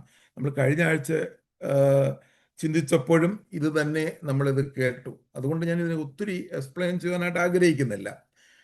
അവിടെ പറയുന്നു, നമ്മുടെ പാപരാഗങ്ങൾ മരണത്തിന് ഫലം. അപ്പം പാപരാഗങ്ങൾ, പാപം അകത്ത് വസിക്കുന്ന, അല്ലെങ്കിൽ അതിൻ്റെതായ ആ മോഹങ്ങൾ ഒക്കെ നമ്മളെ മരണത്തിലേക്ക് നയിച്ചു കൊണ്ടിരിക്കുന്നു എന്നുള്ളതല്ലാതെ, അത് ന്യായപ്രമാണത്തിലുള്ള എന്ന് പറഞ്ഞാൽ, ന്യായപ്രമാണം വായിച്ചപ്പോഴാണല്ലോ പാപം എന്താണെന്നൊരു മനുഷ്യൻ അറിയുന്നത്. അതിവിടെ താഴോട്ട് അതിൻ്റെ 7 തൊട്ട് 13 വരെയുള്ള വാക്യങ്ങളിൽ അത് ഒന്നുകൂടെ എക്സ്പ്ലെയിൻ ചെയ്യുന്നുണ്ട്. അതുകൊണ്ട് ഞാൻ അതിലേക്ക് വരുമ്പോൾ ഞാൻ ആ ഭാഗങ്ങൾ ഒന്നുകൂടെ വിവരിക്കാമെന്ന് വിചാരിക്കുന്നു, കുറച്ചുകൂടെ നമുക്ക് സിമ്പിളായിട്ട് മനസ്സിലാക്കാനായിട്ട്. അപ്പോൾ ജഡത്തിലായിരുന്നപ്പോൾ ന്യായപ്രമാണം ഉളവായ പാപരാഗങ്ങൾ മരണത്തിന് ഫലം കായ്ക്കത്തക്കോണം നമ്മുടെ അവയവങ്ങൾ വ്യാപരിച്ചു പോകും. ന്യായപ്രമാണം വായിക്കുന്ന ഒരു വ്യക്തിക്ക് അപ്പോഴാണ് അത് മനസ്സിലാകുന്നത് അതിനകത്ത് എന്തൊക്കെ പാവമുണ്ട്. അപ്പോഴാണ് അത് നമ്മുടെ ഉള്ളിൽ ഇത്രയും മോഹങ്ങൾ അല്ലെങ്കിൽ പാപരാഗങ്ങൾ, പാപത്താൽ ഉളവാകുന്ന മോഹങ്ങൾ ഒക്കെ ഉണ്ട് എന്ന് മനസ്സിലാക്കുകയും അത് നമ്മളെ മരണത്തിലേക്ക് നയിക്കുന്നു എന്ന് ഇത് മുഖാന്തരം നമ്മൾ തെളിയിക്കപ്പെടുന്നു. ഇപ്പോഴോ നമ്മെ പിടിച്ചടക്കിയിരിക്കുന്ന ന്യായപ്രമാണം സംബന്ധിച്ച് മരിച്ചിരിക്കുകൊണ്ട് അക്ഷരത്തിന്റെ പഴക്കത്തിലല്ല ആത്മാവിന്റെ പുതുക്കത്തിൽ തന്നെ സേവിക്കേണ്ടതിന് നാം ന്യായപ്രമാണം ഒഴിവുള്ളവരായിരിക്കുന്നു. അപ്പോൾ യഹൂദരെ സംബന്ധിച്ചോളം പൗലോസ് പറയുന്ന ഒരു കാര്യം, നിങ്ങളെ ഒരു സമയം വരെ നിങ്ങളുടെ യജമാനനായിരുന്ന മാസ്റ്ററായിരുന്ന ലോ അത് സംബന്ധിച്ച് നിങ്ങൾ മരിച്ചു. ക്രിസ്തുവിന്റെ മണവാട്ടിയായി നിങ്ങൾ മാറി. നിങ്ങൾ അതിൽ നിന്ന് ഒഴിവുള്ളവരായി. ഇനി അക്ഷരത്തിന്റെ പഴക്കമല്ല എന്ന് പറഞ്ഞാൽ ന്യായപ്രമാണം അല്ല. അക്ഷരത്തിന്റെ പഴക്കം എന്ന് പറഞ്ഞാൽ ന്യായപ്രമാണം. ഇനി ന്യായപ്രമാണത്തിലല്ല, അതിന്റെ പഴക്കത്തിലല്ല, ആത്മാവിന്റെ, നമുക്ക് തന്നിരിക്കുന്ന പരിശുദ്ധാത്മാവിന്റെ ആ പുതുക്കത്തിൽ തന്നെ സേവിക്കേണ്ടതിന് ന്യായപ്രമാണത്തിൽ ഇനി മുതൽ നിങ്ങൾ ഫ്രീ ആയിരിക്കുന്നു എന്നവരെ മനസ്സിലാക്കുകയാണ്. കാരണം യഹൂദന്മാർ ന്യായപ്രമാണത്തിലെ കൽപ്പനകളും ആചാരങ്ങളും ഒക്കെ കുറെ ഫോളോ ചെയ്തു. ഒരു സ്നാനപ്പെട്ടെങ്കിലും അതൊക്കെ കുറെ അവർ ഫോളോ ചെയ്തു. മിക്കവാറുമുള്ള എല്ലാ ചർച്ചുകളിലെ യഹൂദന്മാർ അതൊന്നും ഉപേക്ഷിച്ചിരുന്നില്ല എന്നാണ് നമ്മൾ അപ്പോസ്തല പ്രവൃത്തി പഠിച്ചപ്പോൾ മനസ്സിലായത്. അതുകൊണ്ടാണ് അതിനെയൊക്കെ പൗലോസ് ഇതിനെ ഫോക്കസ് അല്ലെങ്കിൽ എംഫസൈസ് ചെയ്ത് പറയാനുള്ള കാരണം അതുകൊണ്ടാണ്. ഇനി നിങ്ങൾ ന്യായപ്രമാണം ഒഴിവുള്ളവരായിരിക്കുന്നു. ഇനി നമുക്ക് സ്തോത്രം അടുത്ത അതിൻ്റെ പാപത്തെക്കുറിച്ച് ഒരു കാര്യം ഇവിടെ പൗലോസ് കണ്ടെത്തുകയാണ്. നമ്മുടെ ഉള്ളിൽ വസിക്കുന്ന പാപത്തെക്കുറിച്ചുള്ള ഒരു കാര്യമാണ് 7 മുതൽ 12 വരെയുള്ള വാക്യങ്ങളിൽ പറയുന്നത്. അപ്പോൾ പൗലോസ് ഇതിനെ ഒന്നുകൂടെ വിശദീകരിച്ച് പറയണം. ആകെ എന്താ പറയണ്ടേ? ന്യായപ്രമാണം പാപമെന്നും ഒരു നാളും അരുത്. ന്യായപ്രമാണമല്ല പാപം. എന്നിട്ട് അടുത്ത വാക്യത്തിൽ പറയുന്നു, ന്യായപ്രമാണത്തെ അല്ലാതെ ഞാൻ പാപത്തെ അറിഞ്ഞില്ല. അപ്പം അതാണ് നമ്മൾ നേരത്തെ പറഞ്ഞ കാര്യം. ന്യായപ്രമാണം വായിച്ചപ്പോഴാണ് അയ്യോ ഇത് പാപമാണ്, കുല ചെയ്യരുത്, കുല ചെയ്താൽ പാപമാണ്. അപ്പം ന്യായപ്രമാണമാണ് അത് വെളിപ്പെടുത്തി തരുന്നത്. മോഷ്ടിക്കരുത്, വ്യഭിചരിക്കരുത്, കൂട്ടുകാരൻ്റെ യാതൊന്നും മോഹിക്കരുത്, ഇങ്ങനെയുള്ള അരുത് എന്നുള്ള കാര്യങ്ങൾ ന്യായപ്രമാണം വായിച്ചപ്പോൾ അത് പാപമാണെന്ന് മനസ്സിലായി. അതാ ഇവിടെ പൗലോസ് പറയുന്നേ, മോഹിക്കരുതെന്ന് ന്യായപ്രമാണം പറയാതിരുന്നെങ്കിൽ ഞാൻ മോഹത്തെ അറിയില്ലായിരുന്നു. ഇതിനെക്കുറിച്ച് എനിക്ക് വ്യക്തമായിട്ടൊരു അറിവ് ലഭിക്കത്തില്ലായിരുന്നു. എന്നാൽ ന്യായപ്രമാണം ഇല്ലെങ്കിൽ പാപത്തെക്കുറിച്ച് അറിവില്ല, പാപം നിർജീവമാണ്. ന്യായപ്രമാണം വായിച്ചപ്പോഴാണ് ഇത് പാപമാണെന്ന് മനസ്സിലായതും ഇതെൻ്റെ അകത്ത് വസിക്കുന്നുണ്ട് എന്ന് ഒരു ബോധ്യം വരാനുള്ള, അല്ലെങ്കിൽ അത് നമുക്ക് തിരിച്ചറിയുവാനുള്ള ഒരു കാരണമായി തീർന്നു. അപ്പോഴാണ് മനസ്സിലായി ഇതെൻ്റെ അകത്തുണ്ട് എന്നുള്ള കാര്യം. അത് ഒരു ഉദാഹരണം എൻ്റെ അടുത്ത വാക്യത്തിൽ പറയുന്നു, പാപമോ അവസരം ലഭിച്ചിട്ട് കൽപ്പനയാൽ എന്നിൽ സകലവിധ മോഹത്തെയും ജനിപ്പിച്ചു. ന്യായപ്രമാണം കൂടാതെ പാപം നിർജീവമാകുന്നു. ഇവിടെ നമുക്ക് അറിയാമല്ലോ ആദാമിൻ്റെ ഹവ്വയുടെയും ചരിത്രം. ഉൽപ്പത്തി പുസ്തകം 3-ാം അധ്യായം 1 മുതൽ 6 വരെയുള്ള വാക്യങ്ങളൊക്കെ നമ്മൾ വായിക്കുമ്പോൾ അവിടെ അതിനകത്ത് വ്യക്തമായിട്ട് ആദാമിൻ്റെ ഹവ്വയുടെയും അവരുടെ ആ ചരിത്രത്തിൽ പറയുന്നത് നമുക്കറിയാം. ദൈവം കൽപ്പിച്ച ഒരു കൽപ്പനയുണ്ട്, തോട്ടത്തടുവിലുള്ള വൃക്ഷത്തിന്റെ ഫലം നീ തിന്നരുത്, തിന്നുന്ന ആൾ നീ മരിക്കും. അപ്പൊ തിന്നരുതെന്ന് പറയുന്ന ഒരു കൽപ്പന അവരുടെ ഉള്ളിൽ അതിനെക്കുറിച്ചൊരു ക്യൂരിയോസിറ്റി, ഒരു ആകാംക്ഷ ഉണ്ടാകുകയാണ്. എന്താണ്? അപ്പൊ തിന്നരുതെന്നല്ലെങ്കിൽ ആ വൃക്ഷഫലം അത് കാണാൻ ഭംഗിയുള്ളതും നല്ലതും എന്ന് കണ്ടു എന്ന് അവിടെ എഴുതിയിരിക്കുന്നത്. അപ്പൊ അതിനോടുള്ളൊരു മോഹം അവയ്ക്ക് തോന്നുകയാണ്. ആ പാപം ചെയ്യുവാനുള്ള ഒരു സിറ്റുവേഷൻ പിശാച് ക്രിയേറ്റ് ചെയ്യുകയാണ്. അപ്പോഴാണ് സാത്താൻ വന്നിട്ട്, അപ്പോൾ പാപമോ അവസരം ലഭിച്ചിട്ട് കൽപ്പനയാൽ എന്നിൽ സകലവിധ മോഹത്തെയും ജനിപ്പിച്ചു. അവിടെ കൊടുത്തിരിക്കുന്ന കൽപ്പന അത് തിന്നരുത്, അത് മോഹിക്കരുത്, അത് ഭക്ഷിക്കരുത് എന്നുള്ള ഒരു കൽപ്പന അവിടെ നിൽക്കുമ്പോൾ തന്നെ അതിനെ ഒരു സാഹചര്യം, ഒരു പ്രലോഭനത്തിൽ അകപ്പെട്ടപ്പോൾ അതവൾ ഭക്ഷിക്കുകയാണ്. അതവിടെ പൗലോസ് പറയുന്ന കൽപ്പനയാൽ സകലവിധ മോഹത്തെയും ജനിപ്പിച്ചു. ഇപ്പം നമ്മൾ ഒരു കുഞ്ഞിനോട് പറയുകയാണ്, എടാ അത് എടുക്കരുത്. എടുക്കരുതെന്ന് പറയുമ്പോഴാണ് എൻ്റെ ഉള്ളിൽ അതിനെക്കുറിച്ച് എടുക്കണമെന്നൊരു ചിന്ത വരുന്നത്. അത് നോക്കരുത്. നോക്കരുതെന്ന് പറയുമ്പോഴാണ് ആ നോക്കാനുള്ള ഒരു ത്വരയുണ്ടാകുന്നത് സ്വാഭാവികമായിട്ട്. അതാണ് അവരെ ക്യൂരിയോസിറ്റിയിലേക്ക് കൊണ്ടുപോകുന്നത്. എന്താണത്, എന്താണ്, അതെനിക്കൊന്ന് കാണണം, അതെനിക്കൊന്ന് നോക്കണം. ആ ഒരു ത്വര, ഒരു ക്യൂരിയോസിറ്റി നമ്മുടെ ഉള്ളിലോട്ട് വരികയാണ്. അതാണ് അതിന് മോഹമായിട്ട് വരികയാണ്. അതിന് സാഹചര്യം ഇല്ലാത്തത് കൊണ്ട്, അവസരങ്ങൾ ഇല്ലാത്തത് കൊണ്ട് അത് ഉള്ളിൽ ഒതുക്കി നടക്കുകയാണ്. അപ്പൊ ഇവിടെ കൽപ്പനയാൽ ഒരു മോഹത്തെക്കുറിച്ച് അറിയുകയും അത് അവസരം വന്നപ്പോൾ അത് പാപം ചെയ്യുകയും പാപം വീണ്ടും ജീവിക്കുകയും അത് മുഖാന്തരം ഞാൻ മരിക്കുകയും ചെയ്തു. തിന്നുന്ന നാളിൽ നീ മരിക്കും. അവയുടെ അതിൻ്റെ അവനോട് പറഞ്ഞ ആ ഒരു സംഭവം ഞാൻ അവിടെ ഓർമ്മിപ്പിച്ചു എന്നേ ഉള്ളൂ. ഇവിടെ നമുക്ക് മറ്റൊരു ഉദാഹരണം പറയാം. കയീന്റെയും ഹാബേലിന്റെയും ഒരു എക്സാമ്പിൾ നമുക്ക് പറയാം. അത് ഉൽപ്പത്തി പുസ്തകം 4-ാം അധ്യായം 5 മുതൽ 8 വരെ രണ്ടുപേരും യാഗം കഴിക്കാൻ പോയി. അത് നമുക്കറിയാം സംഭവങ്ങളൊക്കെ. പക്ഷേ കയീന്റെ യാഗത്തിൽ ദൈവം പ്രസാദിക്കുന്നില്ല. കയീന്റെ കാച്ചിലും ചേമ്പും ആബേലിന്റെ ആടും പശുവും കോഴിയും അങ്ങനെ മൃഗസമ്പത്ത് കൊണ്ട് അനുഗ്രഹിക്കപ്പെട്ട് ആബേൽ. ഈ കയീൻ എപ്പോഴും ആബേലിനോട് ഭയങ്കര അസൂയാണ്. അവന്റെ സ്വത്ത് അവനെ ദൈവം അനുഗ്രഹിച്ചുകൊണ്ടേയിരിക്കുന്നു. അപ്പൊ അനുഗ്രഹിക്കപ്പെട്ട ഒരാളോട് തോന്നുന്ന ഒരു അസൂയ, ആ അസൂയ കൊണ്ടാണ് ഇവൻ യാഗം അർപ്പിക്കാൻ വരുന്നത്. അപ്പൊ അവന്റെ അകത്ത് കയ്പും വിദ്വേഷവും സഹോദരനുള്ള വിരോധവുമായിട്ട് അവൻ യാഗം അർപ്പിക്കാൻ വരുമ്പോൾ ആ യാഗത്തിൽ ദൈവം പ്രസാദിക്കുന്നില്ല. അത് ഇന്നും എന്നും എക്കാലവും അങ്ങനെ തന്നെയാണ്. നമ്മുടെ യാഗത്തിൽ ദൈവം പ്രസാദിക്കണമെങ്കിൽ ഒരു നിർമ്മല മനസ്സാക്ഷിയോടെ, ശുദ്ധ മനസ്സാക്ഷിയോടെ ദൈവത്തിന്റെ സന്നിധിയിൽ വന്നെങ്കിൽ മാത്രമേ നല്ലൊരു യാഗം നമുക്ക് അർപ്പിക്കുവാൻ കഴിയത്തുള്ളൂ. നല്ലൊരു സ്തോത്രം പറയുമ്പോഴും, നല്ലൊരു സ്തോത്രയാഗം അർപ്പിക്കുമ്പോഴും നമ്മുടെ ഹൃദയം ശുദ്ധിയുള്ളതായിരിക്കണം. അതാണ് ദൈവം നമ്മെ പഠിപ്പിക്കുന്നത്. ഇവനെ ഒരു പക്ഷെ ഞാൻ അങ്ങനെ വിചാരിക്കുന്നു, ഇവന്റെ സ്വത്തും അതും എല്ലാം കണ്ടപ്പോൾ ഇവനെ എങ്ങനെയെങ്കിലും കൊല്ലണം. കൊന്നാലല്ലേ ഇവന്റെ ആടും മാടും എനിക്ക് സ്വന്തമാക്കാനായിട്ട് പറ്റത്തു. അപ്പൊ കർത്താവ് നേരത്തെ ഒരു കൽപ്പന കൊടുത്തു, നീ നന്മ ചെയ്യണം. അതാണ് അവന്റെ കൽപ്പന. നീ നന്മ ചെയ്താൽ ഞാൻ നിന്നിൽ പ്രസാദിക്കും. അത് മാത്രമല്ല, നീ എന്തിനാണ്, നിന്റെ മുഖം എന്താ വാടുന്നേ, നീ എന്താണ് ഇത്ര ദേഷ്യപ്പെടുന്നത്, നീ ഇത്ര കോപിക്കുന്നതിന്റെ കാര്യം എന്താ?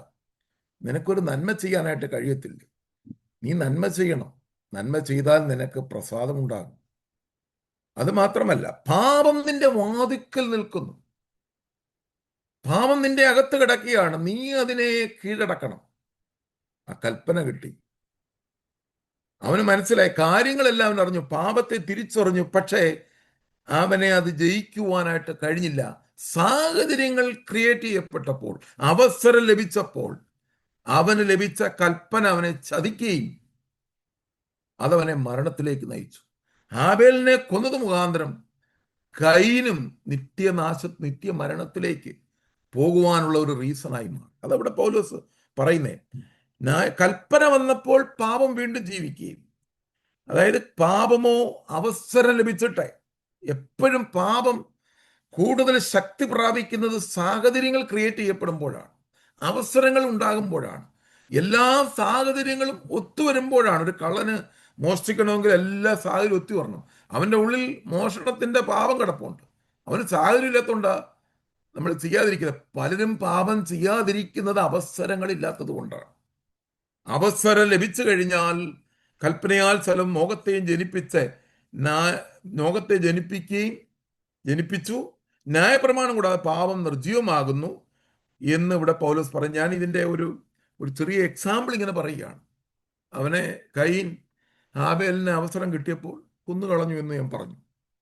അപ്പോൾ അവൻ്റെ ഉള്ളിലെ പാപമാണെന്ന് ദൈവം അവനെ ഓർമ്മിപ്പിച്ചിട്ടും അവൻ അതിനെ ജയിക്കുവാൻ കഴിയാതെ ആ സാഹചര്യം വന്നപ്പോൾ അവന്റെ അകത്ത് പാപം ആക്ടിവേറ്റായി അവനെ മരണത്തിലേക്ക് നയിക്കുവാൻ, മറ്റൊരാളെ കൊല്ലുമ്പോൾ അവനും സ്വാഭാവികമായിട്ട് മരണത്തിലേക്ക് നയിക്കപ്പെടുന്നു എന്നുള്ളതാണ്.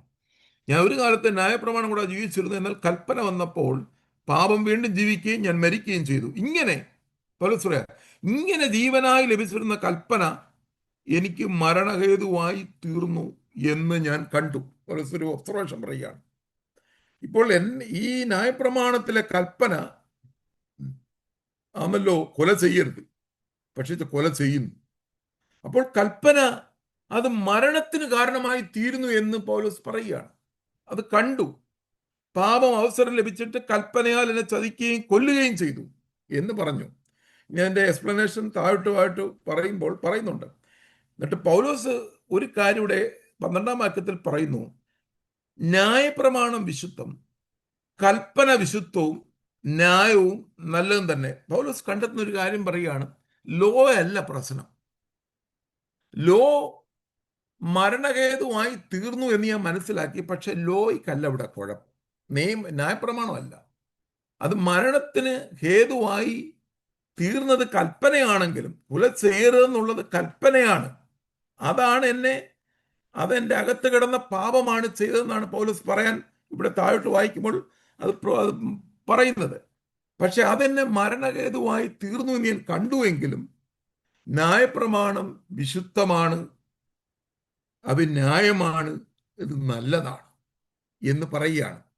എന്നാൽ 13 മുതൽ 20 വരെയുള്ള വാക്യങ്ങളിലേക്ക് വരുമ്പോൾ പൗലോസ് പറയുന്ന കാര്യം, അവിടെയാണ് ഒരു മനുഷ്യന്റെ അകത്ത് പാപവുമായിട്ട് ഇന്നർ കോൺഫ്ലിക്റ്റ്, അവന്റെ അല്ലെങ്കിൽ രണ്ട് പ്രകൃതികൾ തമ്മിലുള്ള പോരാട്ടം നടക്കുകയാണ്. പാപം with sin, man's inner conflict with sin, പാപവുമായിട്ടുള്ള ഒരു പോരാട്ടം നടക്കുന്നു. മറ്റൊരു പ്രകൃതി അതെന്താണ് ഇവിടെ എക്സ്പ്ലെയിൻ ചെയ്യാണ് 13-25 വരെയുള്ള വാക്യങ്ങളിൽ. പൗലോസ് നേരത്തെ പറഞ്ഞതിൻ്റെ ഒരു കാര്യം ഇവിടെ പറയുന്നു. ജീവനായി, എൻ്റെ 10-ാമത്തെ, ഈ ജീവനായി ലഭിച്ചിരുന്ന കൽപ്പന എനിക്ക് മരണഹേതുവായി തീർന്നു എന്ന് ഞാൻ കണ്ടു. അപ്പോൾ അതിന് 13-ാമത്തെ വാക്യം പറയുന്നു, എന്നാൽ നന്മയായുള്ളത് എനിക്ക് മരണകാരണമായി തീർന്നു എന്നോ ഒരു നാളും അരുത്. പൗലോസ് പറയുകയാണ്, ഇത് മരണകാരണമായി തീർന്നത് ഈ കൽപ്പനയാണ്, ലോയാണ്, ന്യായപ്രമാണമാണ്. അത് വായിച്ചപ്പോഴാണ് എനിക്കിത് പാവമാണെന്ന് മനസ്സിലായത്. അതെന്നെ മരണഹേതുവായി തീർന്നതാണ്. പക്ഷേ പൗലോസ് പറയുന്നത് ഇതല്ല കാരണം. ഇതെനിക്ക് നന്മയായിട്ട് ദൈവം തന്നാണ്. ഞാൻ നന്മയായിട്ട് നീതിമാനായിട്ട് ജീവിക്കാൻ വേണ്ടി ദൈവം ഒരു യഹൂദന് കൊടുത്തതാണ് ഈ പ്രമാണം. പക്ഷേ അതല്ല എനിക്ക് മരണകാരണമായി തീർന്നത്. പൗലോസ് പറയാണ്, പാപമത്രേ മരണമായി തീർന്നത്, നന്മയായുള്ളതിനെ കൊണ്ട് എനിക്ക് മരണം ഉളവാക്കുന്നതിനാൽ പാപമെന്ന് തെളിയേണ്ടതിനും കൽപ്പനയാൽ അത്യന്തം പാപമായി തീരേണ്ടതിനും തന്നെ. ഇവിടെ ഒരു കാര്യം നമുക്ക് വായിക്കുമ്പോൾ വളരെ സിമ്പിളായിട്ട് മനസ്സിലാക്കേണ്ടത്, ന്യായപ്രമാണമല്ല മരണത്തിന്റെ കാരണം. മരണത്തിന്റെ കാരണം നമ്മുടെ ഉള്ളിൽ കിടക്കുന്ന പാപമാണ്. അതാണ് പൗലോസ് ഇവിടെ പറയുന്നത്. എനിക്ക് നന്മയായിട്ട് ജീവിക്കാൻ തന്നതാണ് ഈ ന്യായപ്രമാണം. പക്ഷെ അത് മരണഹേതുവായി തീർന്നതല്ല. മരണഹേതുവായി തീർന്നത് എൻ്റെ അകത്ത് ഉള്ള പാപമാണ്. അത് കൂടുതൽ സ്ട്രോങ് ആയി പ്രൂഫ് ചെയ്യുന്ന ഒന്നാണ് ന്യായപ്രമാണം എന്നാണ് പൗലോസ് ഈ വാക്യത്തിൽ കൂടെ നമുക്ക് പറയുന്നത്. എൻ്റെ 14-ാമത്തെ വാക്യത്തിൽ പറയുന്നു, ന്യായപ്രമാണം ആത്മീകമെന്ന് നാം അറിയുന്നുവല്ലോ, ഞാനോ ജഡമയൻ, പാപത്തിന് ദാസനായി വിൽക്കപ്പെട്ടവൻ. 14-ാം വാക്യം നമ്മൾ അത് പഠിക്കുമ്പോൾ അതിനകത്ത് പൗലോസ് പറയുന്നത്, ഞാനോ ജഡമയൻ എന്ന് പറഞ്ഞാൽ ഞാൻ അനാത്മീകനാണ്, ഞാൻ ആത്മീയനല്ല. പൗലോസിനെ ഇവിടെ ഒരു എക്സാമ്പിൾ ആക്കിയാണ് ഇവിടെ എടുക്കുന്നത്. ഇതൊരു പക്ഷെ പൗലോസിനെ താൻ ക്രിസ്ത്യാനി ആകുന്നതിന് മുമ്പുള്ള ഒരു മനുഷ്യനെ, പൗലോസ് ഞാൻ അല്ലെങ്കിൽ ഞാനെന്നാണ് ഇവിടെ പൗലോസ് പറയുന്നതെങ്കിലും ഒരു പൗലോസിലെ ഒരു മനുഷ്യനെയാണ് ഇവിടെ എടുത്തു കാണിക്കുന്നത്. ആ മനുഷ്യനെന്ന് പറയുന്നത് അദ്ദേഹം ക്രിസ്ത്യാനിയാകുന്നതിന് മുമ്പുള്ള ഒരു മനുഷ്യൻ. നമ്മൾ അങ്ങനെ വേണം ഇതിനെ ഒബ്സർവ് ചെയ്യാനായിട്ട്. അങ്ങനെ അദ്ദേഹം ക്രിസ്ത്യാനിയാകുന്നതിന് കാര്യം പൗലോസ് ആദ്യം എഴുതിയ ഗലാത്യ ലേഖനം, ഗലാത്യ ലേഖനം AD 49 എഴുതുന്നത്. അന്നേരം പൗലോസ് പറയുന്നുണ്ട്, ഞാനോ ക്രിസ്തുവിന്റെ ക്രൂശിക്കപ്പെട്ടിരിക്കുന്നു, ഇനി ജീവിക്കുന്നതേ ഞാനല്ല ഞാൻ എന്ന് പറയുന്നുണ്ട്. അപ്പോൾ അതിനുശേഷമാണ് റോമാലേഖനം എഴുതുന്നത്. അപ്പൊ അതുകൊണ്ട് ഒരിക്കലും പൗലോസ് ക്രിസ്ത്യാനിയായ ശേഷമുള്ള ഒരു മനുഷ്യനെ അല്ല പൗലോസിലെ കാണുന്നത്. ക്രിസ്ത്യാനിയാകുന്നതിന് മുമ്പുള്ള ഒരു മനുഷ്യൻ എങ്ങനെയായിരുന്നു, ആ ഒരു പാപ മനുഷ്യൻ എങ്ങനെയാണ് എന്നുള്ളതിനെ കുറിച്ചാണ് പൗലോസ് ഇവിടെ പറയുന്നത്. അത് പൗലോസിനെ ഒരു എക്സാമ്പിളാക്കി അവിടെ നിർത്തുന്നു എന്ന് മാത്രം. നമ്മൾ അങ്ങനെയാണ് അതിനെ മനസ്സിലാക്കേണ്ടത്. അവിടെ പറയുന്ന ഞാനോ ജഡമയൻ, അപ്പൊ തന്റെ പാപ സ്വഭാവത്തിന് നിയന്ത്രണത്തിലുള്ള ഒരു പഴയ മനുഷ്യനെ കുറിച്ചാണ് പൗലോസ് പറയുന്നത്. അതായത് പാപ സ്വഭാവത്താൽ നിയന്ത്രിക്കപ്പെട്ട ഒരു മനുഷ്യൻ, അതാണ് ജഡമയൻ എന്ന് ഉദ്ദേശിക്കുന്നത്. ഞാൻ പാപത്തിന് ദാസനായി വിൽക്കപ്പെട്ടവൻ എന്ന് പറഞ്ഞാൽ നമ്മുടെ പഴയ മനുഷ്യന്റെ ഒരു അവസ്ഥയാണ്. പാപപ്രകൃതമുള്ള ഒരു ആത്മീകനല്ലാത്ത ഒരു പാപജഡത്തെ അല്ലെങ്കിൽ ഒരു പഴയ മനുഷ്യനെയാണ് പൗലോസ് ഇവിടെ എടുത്തു പറയുന്നത്. അടുത്ത വാക്യത്തിൽ പറഞ്ഞു, ഞാൻ പ്രവർത്തിക്കുന്നത് ഞാൻ അറിയുന്നില്ല, ഞാൻ ഇച്ഛിക്കുന്നതിനെ അല്ല പകയ്ക്കുന്നതിനെ അത്രേ ചെയ്യുന്നത്. അപ്പൊ അതിന്റെ ഉദാഹരണങ്ങൾ നമ്മൾ നേരത്തെ ആദാമും അവയുടെയൊക്കെ ചരിത്രം, കയീന്റെയും ഹാബേലിന്റെയും ഒക്കെ കാര്യങ്ങൾ പഠിച്ചപ്പോൾ നമ്മൾ മനസ്സിലായി. അപ്പോൾ അവർക്ക് ഔവയ്ക്കും ആദാമിനും ആ ഫലം തിന്നരുതെന്നുള്ള കൽപ്പനയാണ് അവരെ ഫോളോ ചെയ്യേണ്ടിയിരുന്നത്. അതായിരുന്നു അവരുടെ ആഗ്രഹങ്ങൾ, അവരുടെ ഇച്ഛ അതായിരുന്നു. പക്ഷേ അവർ ചെയ്തതോ ഒരിക്കലും ദൈവം ആഗ്രഹിക്കാത്ത, ദൈവം ഇഷ്ടപ്പെടാത്ത ഒരു കാര്യത്തിലേക്ക് അവർ പോകുവാനിടയായി തീർന്നു. ഞാൻ പ്രവർത്തിക്കുന്നത് ഞാൻ അറിയുന്നില്ല, ഞാൻ ഇച്ഛിക്കുന്നതിനെയല്ല പകയ്ക്കുന്നതിനെ അത്രേ ചെയ്യുന്നത്. ഞാൻ ഇച്ഛിക്കാത്തതിനെ ചെയ്യുന്നുവെങ്കിലോ ന്യായപ്രമാണം നല്ലത് എന്ന് ഞാൻ സമ്മതിക്കുന്നു. ആകയാൽ അതിനെ പ്രവർത്തിക്കുന്നത് ഞാനല്ല, എന്നിൽ വസിക്കുന്ന പാവമത്രേ. നമ്മൾ ഒന്നുകൂടെയൊക്കെ അതിനെ മനസ്സിലാക്കി കഴിഞ്ഞാൽ, നമുക്ക് എതിരായിട്ട് നിൽക്കുന്ന ഒരു വ്യക്തിയെ നമുക്ക് സ്നേഹിക്കണം. ന്യായപ്രമാണം അങ്ങനെയാണ് നമ്മളെ പഠിപ്പിക്കുന്നത്. സ്നേഹിക്കണം. കൂട്ടുകാരനെ യാതൊന്നും മോഹിക്കരുത്. അങ്ങനെയുള്ള കാര്യങ്ങളൊക്കെ വരുമ്പോൾ അത് സ്നേഹത്തിൽ ചെയ്യേണ്ട ഒരു കാര്യം. അപ്പോൾ ഒരാളെ സ്നേഹിക്കാൻ നമുക്ക് പറ്റുന്നില്ല, കാരണം നമ്മുടെ ഉള്ളിൽ സ്നേഹത്തിൻ്റെ ഹോർമോൺ സിസ്റ്റം ഇല്ല. നമ്മൾക്കെതിരെ നിൽക്കുന്ന, നമ്മളെ പഴിക്കുന്ന, നമ്മളെ നിന്ദിക്കുന്ന, പരിഹസിക്കുന്ന ഒരാളെ നമുക്ക് എങ്ങനെ സ്നേഹിക്കുവാനായിട്ട് കഴിയും? നമുക്ക് ആഗ്രഹമുണ്ട് അവനെ സ്നേഹിക്കണം, അവനെ ഇഷ്ടപ്പെടണമെന്ന് നമുക്ക് ആഗ്രഹമുണ്ട്. പക്ഷേ നമ്മുടെ അകത്തുനിന്ന് നമ്മുടെ ജഡം അതിനനുവദിക്കുന്നില്ല. ആ ജഡം നമ്മൾ അവനെ സ്നേഹിക്കുവാനുള്ള യാതൊന്നും നമ്മുടെ അവയവങ്ങളിൽ വർക്ക് ചെയ്യുന്നില്ല. നമ്മുടെ അവയവങ്ങളിൽ വർക്ക് ചെയ്യുന്നത് പാപമാണ്. അതാണ് പൗലോസ് പറയുന്നത്.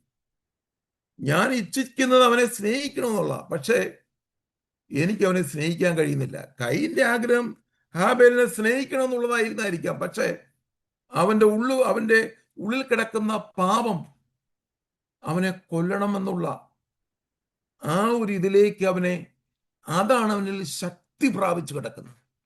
നമ്മുടെ അകത്ത് ഒരു മനുഷ്യന്റെ, ഇപ്പം നമ്മളെ ക്രിസ്ത്യാനിയായി തീർന്നാലും പിന്നെയും ഈ പാപത്തിന്റെ ഫോഴ്സ്, സ്വാധീനങ്ങൾ പലപ്പോഴും നമ്മളിലുണ്ട്. നമുക്കില്ലെന്നത് സമ്മതിക്കാതിരിക്കാൻ പറ്റത്തില്ല.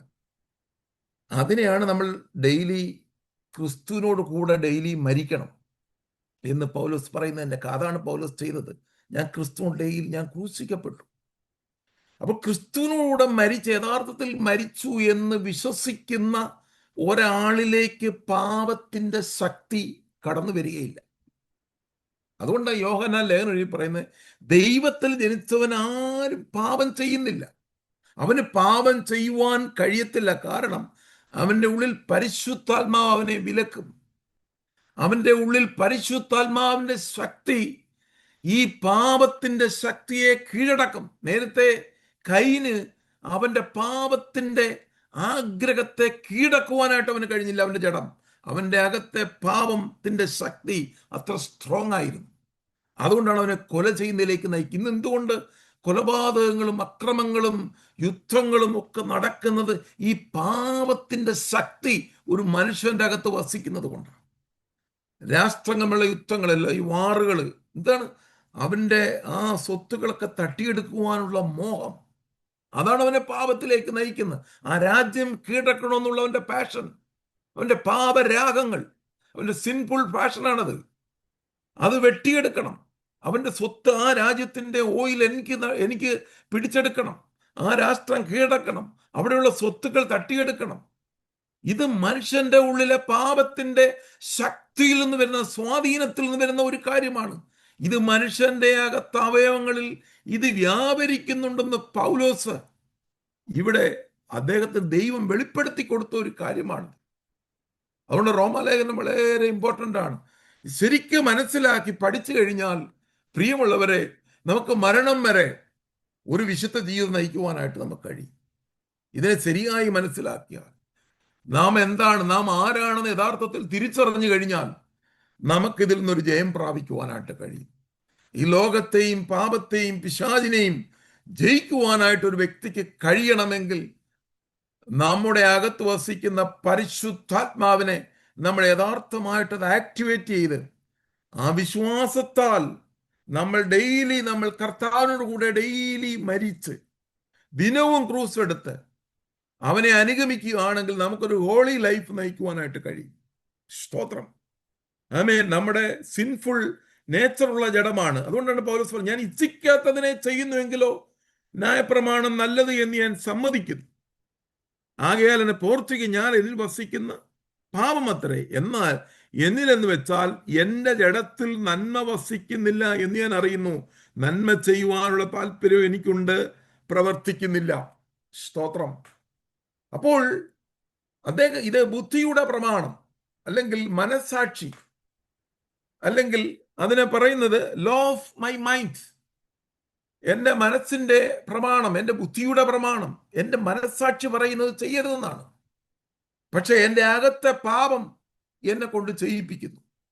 അതുകൊണ്ട് ഇച്ഛിക്കുന്നത്, ഞാൻ ആഗ്രഹിക്കുന്നത് എനിക്ക് ചെയ്യുവാൻ കഴിയാതെ എന്നിൽ ഓപ്പോസിറ്റ് ആയിട്ട് പ്രവർത്തിക്കുന്ന ഒരു പാപത്തിന്റെ പ്രമാണം എൻ്റെ അകത്തെൻ്റെ അവയവങ്ങൾ കൂടെ വ്യാപരിച്ച് എന്നെ പാപം ചെയ്യുവാൻ പ്രേരിപ്പിക്കുന്നു.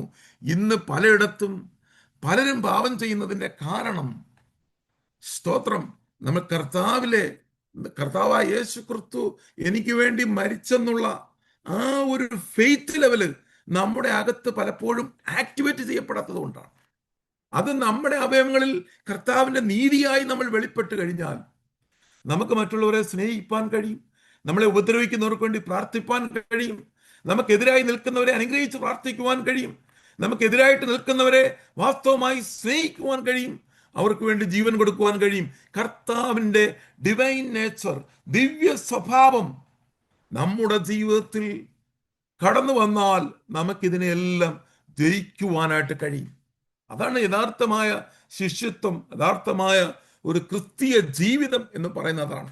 ഇത് പൗലോസ് ക്രിസ്ത്യാനിയായി തീരുന്നതിന് മുമ്പുള്ള ഒരു എക്സാമ്പിൾ, ഒരു മനുഷ്യനെ, ഇവിടെ പച്ചയായ മനുഷ്യനെ പൗലോസ് അവതരിപ്പിക്കുകയാണ്. അത് 19-20 വാക്യങ്ങൾ, 15 വാക്യം തന്നെ 15-16 റിപ്പീറ്റ് ചെയ്തിരിക്കുക. ഞാൻ അതുകൊണ്ട് വായിക്കുന്നില്ല. അതിൻ്റെ 21, അങ്ങനെ നന്മ ചെയ്യുവാൻ ഇച്ഛയ്ക്ക് ഞാൻ തിന്മ എൻ്റെ പക്കലുണ്ട് എന്നൊരു പ്രമാണം കാണുന്നു. ഞാനത് പറഞ്ഞു കഴിഞ്ഞു. എൻ്റെ അകത്ത് തിന്മയുടെ ഒരു പ്രമാണമുണ്ട്. അപ്പം നന്മയും തിന്മയും തമ്മിലുള്ള പോരാട്ടം മനുഷ്യരിൽ എങ്ങനെ നടക്കുന്നുവെന്ന് കണ്ടുപിടിച്ച ഒരു മനുഷ്യനാണ് പൗലോസ്. അദ്ദേഹം എങ്കിലും എൻ്റെ ഉള്ളം കൊണ്ട് ഞാൻ ദൈവത്തിൻ്റെ ന്യായപ്രമാണത്തിൽ രസിക്കുന്നു. ഇപ്പൊ എൻ്റെ മനസ്സുകൊണ്ട്, എൻ്റെ മനസ്സാക്ഷി കൊണ്ട്, എൻ്റെ ബുദ്ധിയുടെ പ്രമാണം കൊണ്ട് ഞാൻ നോക്കുമ്പോൾ ന്യായപ്രമാണം നല്ലതാണ്, കൊള്ളാം. പക്ഷേ അതിനെ കാര്യങ്ങളൊന്നും എൻ്റെ അകത്ത് കിടക്കുന്ന പാപത്തിന്റെ പ്രമാണം കിടക്കുന്നതുകൊണ്ട് എനിക്ക് ചെയ്യുവാൻ കഴിയുന്നില്ല. എൻ്റെ ബുദ്ധിയുടെ പ്രമാണത്തോട് പോരാടുന്ന വേറൊരു പ്രമാണം ഞാൻ എൻ്റെ അവയവങ്ങൾ കാണുന്നു. അത് എൻ്റെ അവയവങ്ങളുള്ള പാപ പ്രമാണത്തിന് എന്നെ ബദ്ധനാക്കി കളയുന്നു. അപ്പൊ എൻ്റെ അവയവങ്ങളിൽ മറ്റെന്തോ ഉണ്ട്. അതുകൊണ്ടാണ് ഞാൻ ക്രിസ്ത്യാനികളെ പീഡിപ്പിക്കുകയും അവരെ ഉപദ്രവിക്കുകയും അവരെ കൊല്ലുകയും ചെയ്തത്. കാരണം ന്യായപ്രമാണം പറയുന്നത് കൊല ചെയ്യരുതെന്നാണ്. പൗലോസ് പലപ്പോഴും കൊല ചെയ്തിട്ടുള്ള വ്യക്തിയാണ്. ചില ആൾക്കാരെ പീഡിപ്പിച്ച് കൊന്നിട്ടുണ്ട്. സ്തോത്രം. അവരെ പീഡിപ്പിക്കുകയും അവരെ കൊല്ലുകയും ചെയ്തിട്ട് അതിന് സമ്മതം കൊടുത്ത ഒരു വ്യക്തിയാണ് അദ്ദേഹത്തിന്റെ. അതുകൊണ്ടാണ് തിമോഥെയോസ് ലേഖനം മുമ്പേ ഞാൻ നിഷ്ഠൂരൻ, ഉപദ്രവകാരി, എങ്കിൽ ഞാൻ അറിയാതെ കൊണ്ട് എനിക്ക് കരുണ ലഭിച്ചു എന്നൊക്കെ പറയുന്നത് കൊണ്ടാണ്. അദ്ദേഹത്തിനെ അത് പലപ്പോഴും വേട്ടയാടിയതായിട്ടാണ് നമ്മൾ മനസ്സിലാക്കേണ്ടത്. അപ്പോൾ എൻ്റെ ബുദ്ധിയുടെ പ്രമാണത്തോട് പോരാടുന്ന മറ്റൊരു പ്രമാണം എൻ്റെ അവയവങ്ങൾ കാണുന്നു. അത് എൻ്റെ പാപപ്രമാണത്തിന് തന്നെ അടിമയാക്കി കളയുന്നു. അതെന്നെ സ്ട്രോങ് ആയിട്ട് എൻ്റെ അവയവങ്ങൾ വ്യാപരിക്കുന്നു. അതുകൊണ്ട് പൗലോസ് പറയുന്നത് ഇങ്ങനെയാണെന്ന് കൺകൂടി, അയ്യോ ഞാൻ അരിഷ്ട മനുഷ്യൻ, അയ്യോ ഈ മരണത്തിന്. അപ്പോൾ ഈ പാപരാഗങ്ങൾ ഉളവായത് നിമിത്തം അത് മരണത്തിനാണ് ഫലം കായ്ക്കുന്നത്, അത് മരണത്തിലേക്ക് നയിക്കപ്പെടുന്നു. ഇങ്ങനെയുള്ള പാപത്തിന്റെ ശമ്പളം മരണമാണ്. ഇതിന് ഒരു വിധത്തിൽ രക്ഷപ്പെടാൻ കഴിയത്തില്ല. ഇതെന്നെ ദിനവും മരണത്തിലേക്ക് നയിക്കും. നിത്യജീവൻ എനിക്ക് അവകാശമാക്കുവാൻ കഴിയത്തില്ല. അതുകൊണ്ട് ഇങ്ങനെയുള്ളതായിട്ടുള്ള ഒരു മനുഷ്യൻ എന്ന് പറഞ്ഞ മരണത്തിന് അധീനമായ ഈ മനുഷ്യനാണ്. ഈ ശരീരത്തിൽ നിന്ന് ആർക്കും എന്നെ വിടിവിപ്പാൻ കഴിയത്തില്ല. എന്നിട്ട് അവിടെ പറയുകയാണ്, നമ്മുടെ കർത്താവായ യേശു ക്രിസ്തു മുഖാന്തരം ഞാൻ ദൈവത്തിനെ സ്തോത്രം ചെയ്യുന്നു. അപ്പൊ എന്തുകൊണ്ടാണ് കർത്താവ് സ്തോത്രം ചെയ്യുന്നത്? കർത്താവിൻ്റെ ശരീരം എനിക്ക് വേണ്ടി തകർക്കപ്പെട്ടത് കൊണ്ട്, അവൻ എനിക്ക് വേണ്ടി മരിച്ചത് കൊണ്ട്, അവൻ എനിക്ക് പകരക്കാരനായി മരിച്ചത് കൊണ്ട്, എൻ്റെ ശിക്ഷകളെല്ലാം അവൻ ഏറ്റെടുത്തത് കൊണ്ട്, ന്യായപ്രമാണ സംബന്ധമായി എനിക്ക് വരേണ്ട സകല ശിക്ഷകളും കർത്താവായ യേശു ക്രിസ്തു അതിനുള്ളിലുള്ളവരെ വിലയ്ക്ക് വാങ്ങി ആ നിത്യമായ ശാപത്തിൽ, നിത്യമായ നരകത്തിൽ നിന്ന് എന്നെ വിടുവിച്ച് എനിക്ക് നിത്യജീവൻ തന്നുകൊണ്ട്, എൻ്റെ മരണത്തിൽ നിന്ന് എന്നെ രക്ഷിച്ചതുകൊണ്ട് ആ യേശു ക്രിസ്തുവിന് ഞാൻ ഒരിക്കൽ കൂടെ സ്തോത്രം ചെയ്യുന്നു എന്ന് പറഞ്ഞാണ് ഇത് അവസാനിപ്പിക്കുക അധ്യായം. ഇങ്ങനെ ഞാൻ ബുദ്ധി കൊണ്ട് ദൈവത്തിൻ്റെ പ്രമാണത്തെയും ജഡം കൊണ്ട് പാപത്തിൻ്റെ പ്രമാണത്തെയും സേവിക്കുന്നു. ബുദ്ധി കൊണ്ട് നോക്കുമ്പോൾ ന്യായപ്രമാണം നല്ലതാണ്, അത് കൊള്ളാം. അങ്ങനെ മനസാക്ഷി കൊണ്ട് ചിന്തിക്കുമ്പോൾ അത് കൽപ്പനകൾ നല്ലതാണ്, ഓക്കെയാണ്. പക്ഷേ എൻ്റെ ജഡം കൊണ്ട് എനിക്കിതിനെ ചെയ്യാൻ പറ്റുന്നില്ല. ഞാൻ അതുകൊണ്ട് പാപത്തിന് അടിമപ്പെട്ട്, അതാണ് ഇവിടെ പൗലോസ് പറയുന്നത്, എന്നെ ആര് വിടുവിക്കും? പാപ സ്വഭാവത്തെ എങ്ങനെ രക്ഷപ്പെടും? ഇവിടെ പറയുന്നത് അതുകൊണ്ടാണ് നമ്മെ വിടുവിക്കുന്നവർ യേശു ക്രിസ്തു മാത്രമാണ്.